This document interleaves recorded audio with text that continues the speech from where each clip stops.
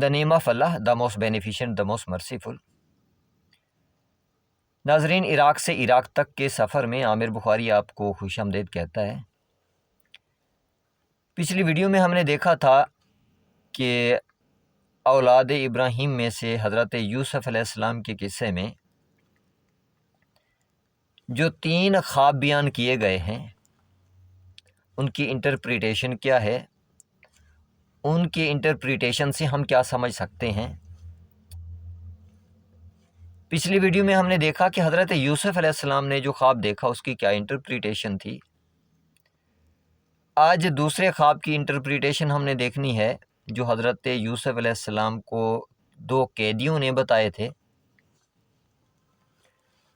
لیکن جب حضرت یوسف علیہ السلام کو قید میں ڈالا گیا تو 2 اور قیدی بھی تھے جن کو حضرت یوسف علیہ السلام کے ساتھ قید میں ڈالا گیا۔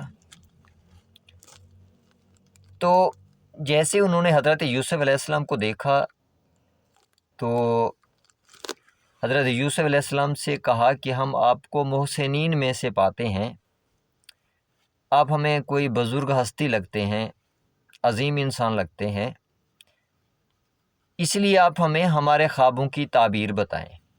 ایک نے کہا میں نے خواب دیکھا ہے کہ میرے سر پہ روٹیاں ہیں، میں نے سر پہ روٹیاں اٹھائی ہوئی ہیں اور ان میں سے پرندے کھا رہے ہیں۔ دوسرے نے کہا کہ میں نے خواب میں دیکھا ہے کہ میں اپنے بادشاہ کے لیے رس نکال رہا ہوں انگوروں کا۔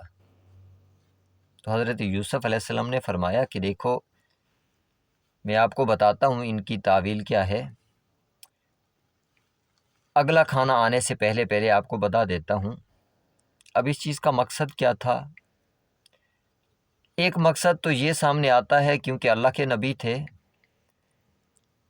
ان کی انٹرپریٹیشن کے حوالے سے بھی جانتے تھے، تو معلوم ہو جائے کہ خدا کی طرف سے جو حکم ہوتا ہے، خدا کے جو بندے ہوتے ہیں وہ ہمیشہ سچ بولتے ہیں۔ جب اس کے بندے سچ بولتے ہیں تو جس خدا کی وہ عبادت کرتے ہیں وہ خدا تو ویسے سچا ہوگا، تو پھر اسی کی عبادت کریں گے۔ توحید بیان کرنا مقصد تھا۔ تو حضرت یوسف علیہ السلام نے اپنا تعارف کرایا، انہیں بتایا کہ دیکھو میں اولاد ابراہیم سے ہوں، اولاد اسحاق سے ہوں، آل یعقوب ہوں، آل ابراہیم ہوں، میں اپنے باپ دادا کے دین پہ قائم ہوں، میں خدائے واحد کی عبادت کرتا ہوں، خدا کے ساتھ کسی کو شریک نہیں ٹھہراتا۔ اب یہ بتانے کا مقصد توحید بیان کرنا تھا تاکہ جب ان کے خواب سچے ہوں، ان کی تعبیر میں بتا دوں ان کو، تو انہیں خدا پہ بھی یقین آ جائے۔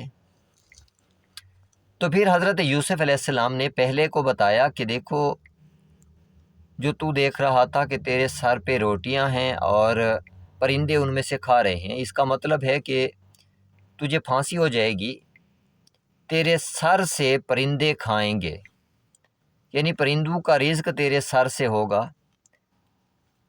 دوسرے کو بتایا کہ جو تو نے دیکھا ہے کہ میں اپنے بادشاہ کے لیے انگوروں کا رس نکال رہا ہوں، تو اپنے بادشاہ کے قرب حاصل کرے گا، اس کے ساتھ ساتھ تو اس کے لیے انگوروں کا رس بھی نکالے گا، تجھے آزادی نصیب ہوگی۔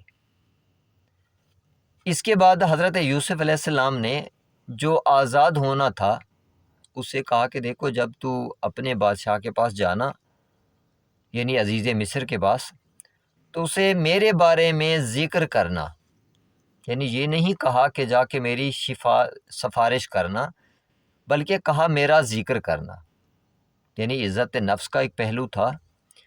اس کے علاوہ اس سے ایک اور چیز بھی سامنے آتی ہے کہ جو عزیز مصر تھا حضرت یوسف علیہ السلام کو بھول چکا تھا کہ میں نے اس معصوم کو جیل میں ڈالا ہے۔